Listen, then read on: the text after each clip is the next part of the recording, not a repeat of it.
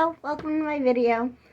Today we're going to recap January because it's almost, February. So I figured we could just go over like everything I've read.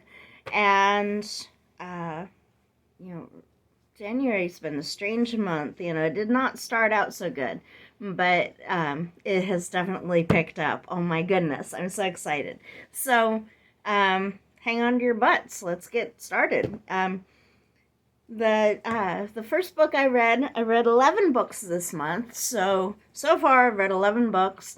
I DNF 4, so I picked up 15 books, but I only read 11 so far. I'm going to finish this this last one here probably tonight, so then it'll be 12. But for now, it says 11.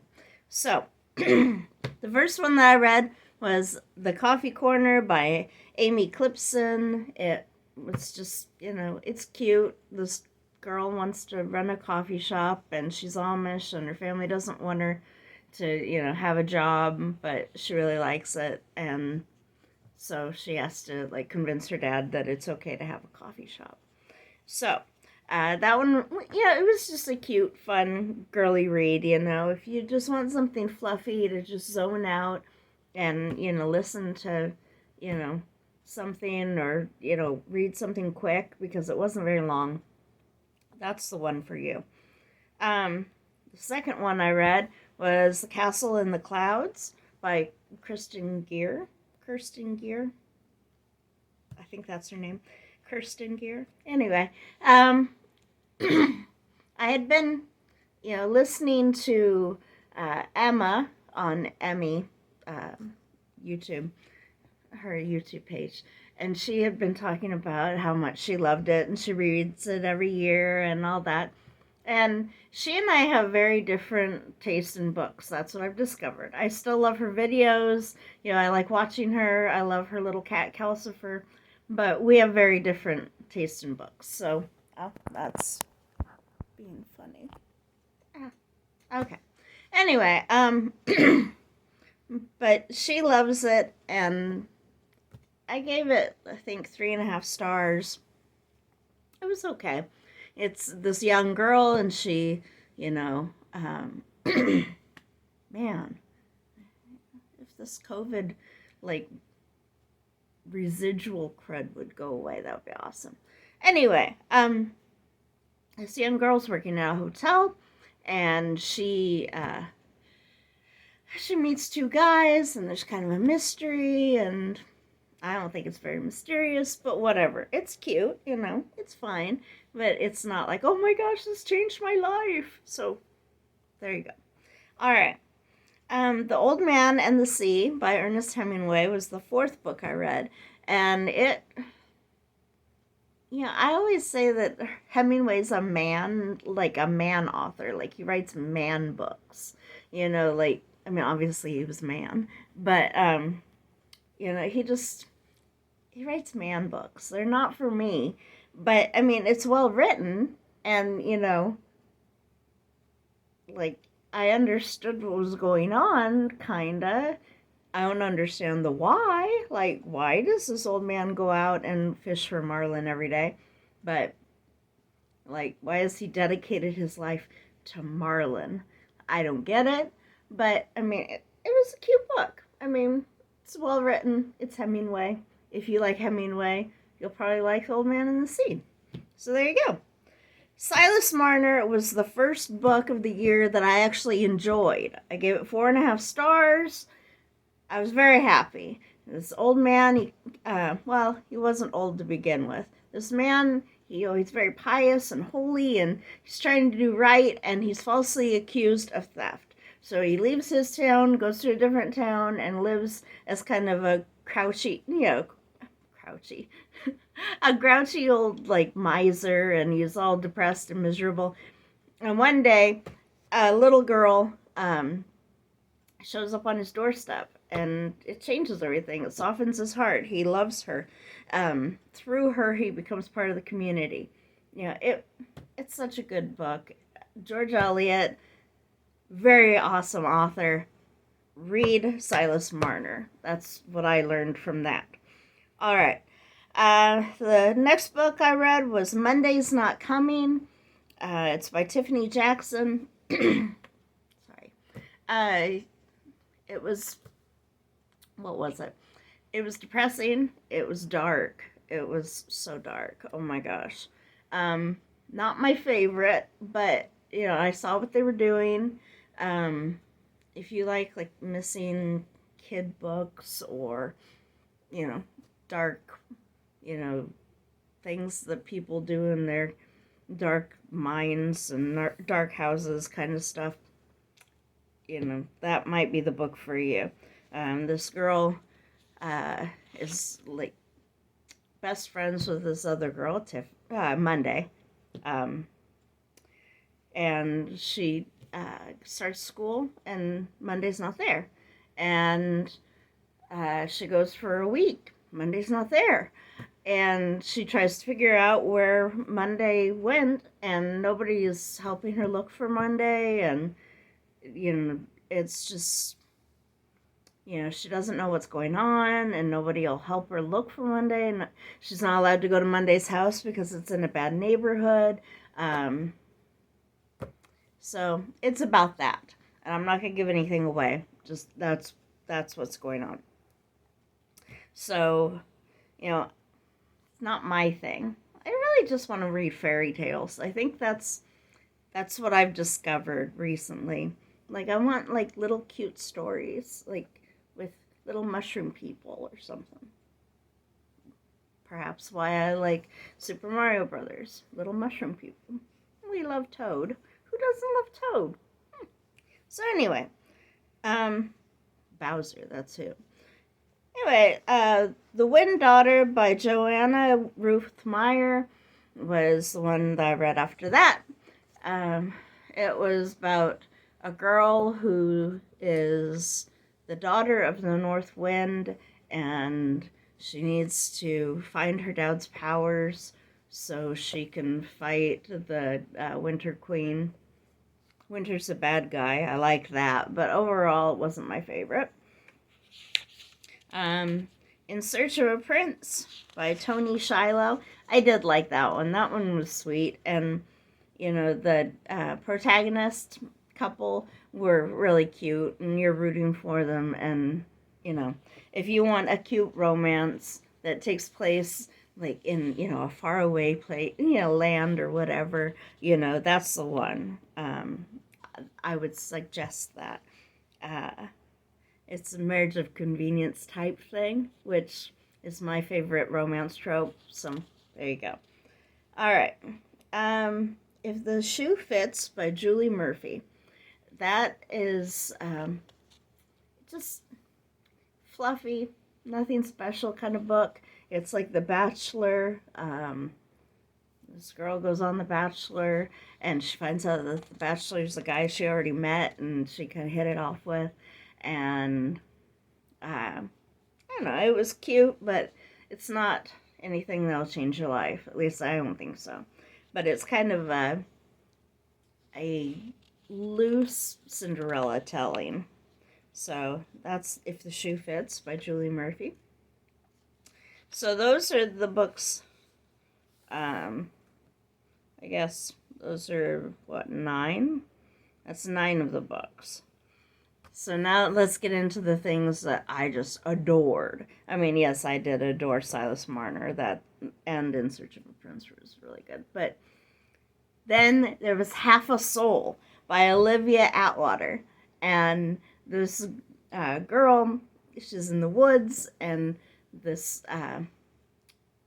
fairy, evil fairy guy comes along and steals half of her soul. He says that her mom promised it to her, or promised it to him, and he's sucking her soul out, and her sister comes along, or no, her cousin comes along and stabs him with scissors.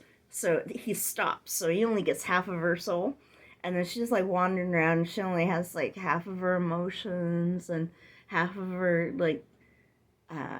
she's just disconnected. She doesn't respond the way she should respond to things.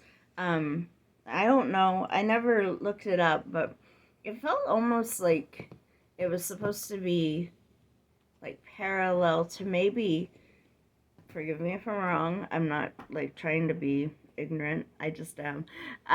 Like maybe, autism or something, because like she doesn't know how to respond to things, so she like looks for visual cues like, oh, this person's laughing, ha ha ha, it must be funny.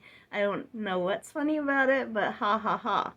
And it was kind of like that, like she's just kind of disconnected, but she wants to like fit in and do things the way she's supposed to be doing them, but she just doesn't. But she meets a magician.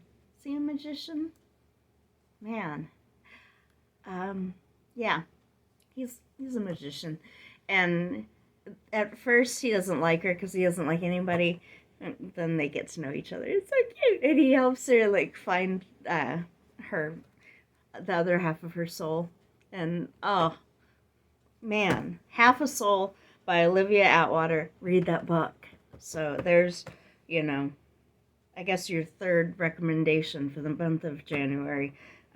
Silas Marner, In Search of a Prince by Toni, Shiloh. Half a Soul. That's your third one. Go read that book. That's your assignment. Go read that book. All right. And then, okay, so I thought that I had only read the first book in the Dauntless Path series, which is called Thorn. And then I got the audiobook of the second book, The Theft of Sunlight. And I had read it, but I had totally forgotten all of it. And I only was remembering it as I was reading it. It's like, oh yeah, oh yeah, oh yeah. Like all through it. So, um, oh, how do I explain it without giving away spoilers? Oh my gosh, I even cried. Like, I'm not a big crier, but this week I think either these books are so awesome or I'm just weepy. But, oh my gosh. So, in Thorn, it's a retelling of the Goose Girl. And that's one of those like fairy tales I never knew about until I was like 35 years old. Like, how did I miss out on this? I grew up, I had books everywhere, so I don't know how I managed to miss out on the Goose Girl, but I did. So I didn't know anything about the Goose Girl. I also didn't know about the 12 Dancing Princesses, and it turned out to be like one of my favorite stories ever. Like the one adaptation of it that I read. Like, but how did I not know about the Goose Girl? But if you don't know about the Goose Girl, the basic idea is there's a princess who's being sent to a foreign land to marry like the prince. It's an arranged marriage, and she has an attendant with her, and the attendant casts a spell on her and makes them trade faces and like trade, like Freaky Friday type stuff. So then the attendant like usurps the throne or whatever. Basically, she's like taking the princess's place, and the princess is forced to go work as a goose girl. So she's taking care of geese, and the princess is supposed to be a very pampered, very sheltered girl. The goose girl has none of these protections, so she just has to kind of like make friends and like keep her back to the wall and like try to survive the roughness of that time. It's still rough now, but it's different rough. Anyway, but anyway, it's such a good story. Oh my gosh. So Thorn, I think I gave that one a 5-star, review. Like, I loved it. And then The Theft of Sunlight picks up in another town. There's a girl. She was born with a turned-in foot, like a club foot. I don't know. Anyway, she has a problem with her foot, so she can't walk very well. She's been made fun of her whole life. Her dad owns a horse farm, so they're not poor, but they're working people. And her cousin lives in the castle, or not in the castle, but like close to the castle, castle adjacent. She sends a note saying, "Can Ray come?" That's the girl with the foot. Can Ray come and like help me during my pregnancy? Just come visit. I'm kind of lonely. My husband works a lot. Can you send her? And at first Ray doesn't want to go because she's already been made fun of in her own town. Why would she want to go to a fancy city and be treated poorly there? So she's hesitant to go. But then her best friend's little sister gets stolen. And that's an occurrence in their village and in this kingdom. Kids get taken and they just go missing. And even though there's magicians and stuff, none of them can trace them. Like, the kids just vanish, and there's no way to get them back. And if, like, once in a while, they'll escape or they'll be dropped back off or whatever, but there's an enchantment on their mind, and it's like they're gone. So, they're there, but they're not there. So they just, maybe sit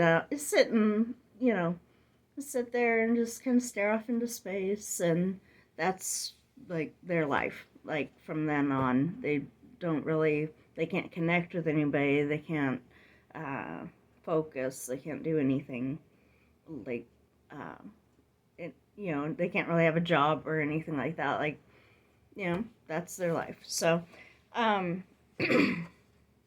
anyway, her friend's sister gets stolen. So then she tells her, if there's anything you could do, maybe in the kingdom you could like find out something. You go, find out what could be done. Maybe find somebody who could help.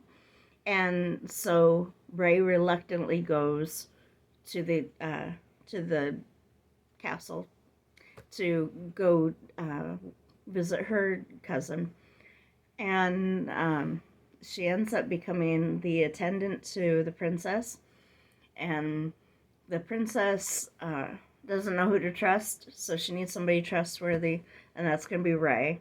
So then Ray steps in, and she meets this like street thief, and his name's Bren, and he steals her ring, and he's just a pest. But he just kind of likes teasing her. So like they run into each other a few times, and like he steals your ring, and then he steals like money out of her purse, and like he's just a creep, but he's a charming creep, and things happen. Oh, I can't tell you because I don't want to spoil it. But, oh my goodness, read it. Read it. The Theft of Sunlight by Intisar Khanani. You gotta read it. You got to. Just do yourself a favor. Read Thorn. Read The Theft of Sunlight. So I got to the end, and it ends on the Theft of Sunlight ends on a cliffhanger. And I was dying because they didn't have it on audiobook. Audiobook or even ebook. I hate ebook, but they didn't even have that. But somehow in my delirious mind, I had put a hold on it. So then yesterday, I went and got the Darkness at the Door. Oh my gosh, this book. Like, I don't like to spend money on books. Like, I like to get my ratty back books. But this book and this series, I would totally spend actual money to have them, like, for my own. Because, oh, I love it. As you can see, I'm halfway through. I got it yesterday. I've been binge reading, like, I read until my eyes won't let me anymore. They're, they're in their 40s. My eyes are a little, silly now, but A Darkness at the Door. By Intisar. Intisar? I think that's how it's said. I have no idea. Khanani. But, oh my gosh. It's killing me. It's so good. Oh. Oh. So, halfway through. Yes, this is an old page out of a calendar. I kept it because it has the day that I got my cat Diego on it.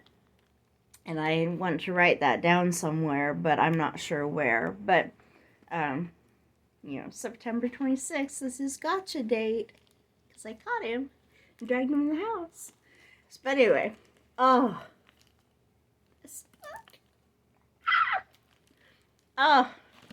you need to read a Dauntless Path, the series. You just have to. You have to. Like, oh my gosh. This picks up where the Theft of Sunlight left off. I'm not going to tell you anything about it, but it's got everything. It's got pirates, it's got chases, escapes, true love. Yes, that's from Princess Bride. And it's got all that. Like, it's just, you have to read it. You have to. I can't even tell you things about it because that gives away what happened in the Theft of Sunlight. So, just the thief that was annoying her, that stole her ring, he helps her to uncover things regarding the missing children, and this is so good. Okay. Read that book. Read that book. So, a couple of days ago, I also, because I wanted a physical book, because I was listening to the audiobook of The Theft of Sunlight, so I was also reading Jeanette Wall's Half Broke Horses. I only got to page 24. It's fine. It's fine. It says here 10 best books according to the New York Times. That was 2009. Maybe the books weren't very good that year. I don't know. But it's okay. I mean, it's not changing my life, but it's okay. So, I've got that. And then on my audiobook right now, I was looking for just something to listen to Sunday night, last night, Saturday morning, Saturday night, Sunday morning. Okay, thank Kim.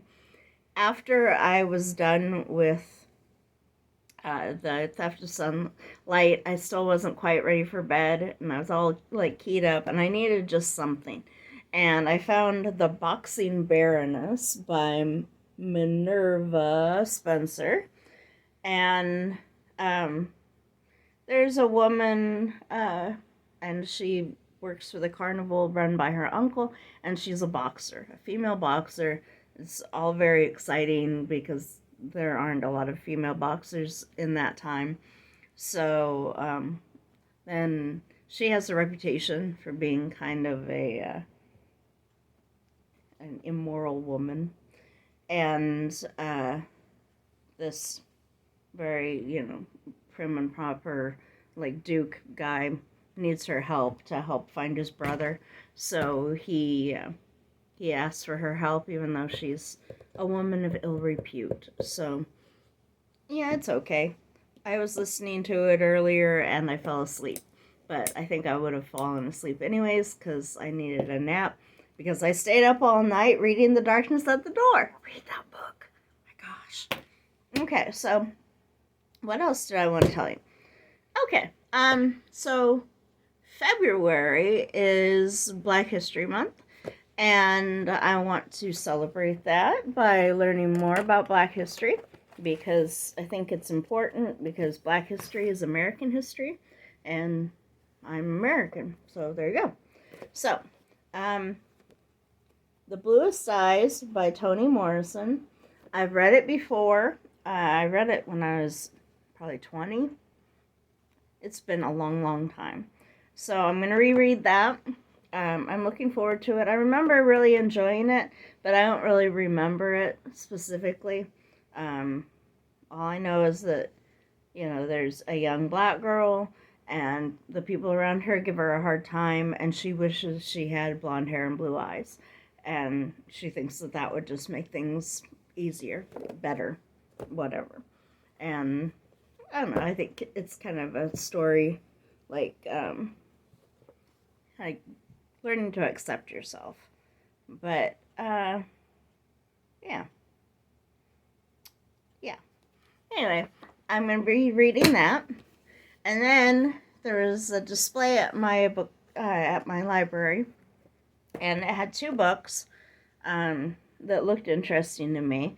And this one's called Glory in Their Spirit, and it's about a group of black ladies who were in or wanted to be in the Woman Army Corps, WAC, but there's segregation, so they had to kind of fight for their right to serve during World War II. So the Army was giving them a hard time. So this is by Sandra Bolzenius? Bolzenius? I don't know. Anyway, so that looks interesting to me. I like history, and I like nonfiction sparingly, but I'm looking forward to this one. And then the other one, it's Kareem Abdul-Jabbar and Alan Steinberg, Black Profiles in Courage, and it's achievements, well, it says here, a legacy of African American achievement. It's just like different people who have done cool things in America who were black. So, I was hoping to just, learn some things about new people that I haven't heard about, or maybe just be reminded of things, like, oh yeah, that's what that person had done, and that's what they were known for, and, kind of like a refresher course, and to hopefully learn some new things. Currently, my favorite, character, or my, favorite person in American history, like Black American history, is Mary Fields.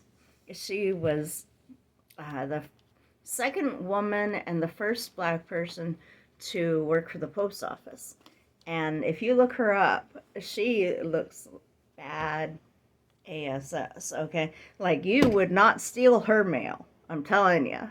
Like, she was tall. She was like 6 feet tall, 200 pounds.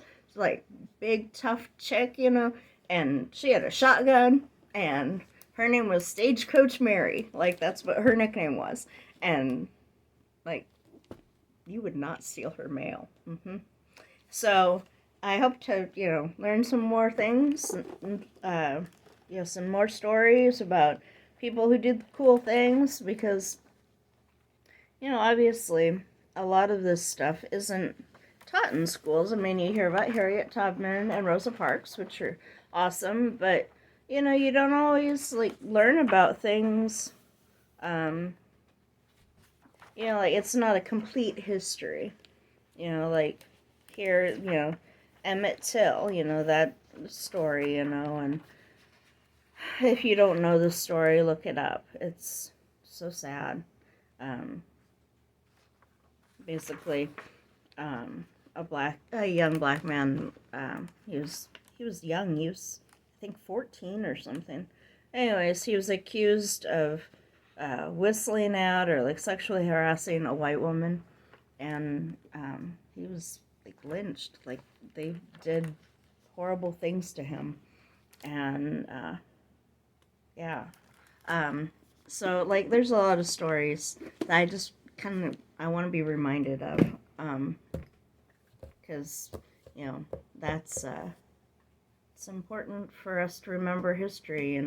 Those who forget the past are doomed to repeat it, and let's not repeat that stuff. That's gross. So I don't want to leave it on a dark note like that. That did get dark. So darkness. A darkness at the door. You need to read these books. Read them. Read them. Read them. If I knew how to make a thumbnail, this would be my thumbnail. Okay? Read this book. Alright. So, that's all of that. Oh! One more thing. This is getting to be a long video, but whatever. At this point, I'm mostly rambling to myself. So, if you're out there, hit like and subscribe and tell me what you want to hear about and what you don't want to hear about. So, because otherwise I'm just making stuff up. I went to the thrift store. I got 3 books, but I already gave one away to the kid that I picked it out for. It was really cool. It was a illustrate it yourself book about ninjas. So it's just like the story, but it's blank pages so you can draw your own pictures. I'm very excited about that. That one, I spared no expense. I spent $1 on it because it was half off. This one was 49 cents on the cart. It's called Orchard by Larry Watson. I don't know what it's about, but I liked the picture. So there you go. And then I got Hearing God by Benjamin Dixon. And this one was $1 as well. So it wasn't half off. It just was $1. But I was actually looking for other books. I was looking for A Man Named Uwe by Frederick Bachman, and The Tenant of Wildfell Hall by Anne Bronte. Finding that book has been an exercise in futility, I'm telling you. I called a bookstore that's in the city north of mine, and I kid you not, the girl asked me how to spell Bronte and asked me what the genre was, and I said, well, she's the sister of Charlotte Bronte. And she was like, oh, no, I don't know her either. What are they teaching in schools? Oh my gosh. So, yeah. I kind of want to go there just to check for myself, just because she didn't know how to spell Bronte. I'm hoping she's really young. She's very, very young, and they just haven't gotten to that yet. And then when she graduates high school, she'll know who the Bronte sisters were. That's my hope for her. Bless her heart. So anyway, read this book. Read this series. I hope you have a great week, and have a good night, and I'll talk to you in the next video. Bye!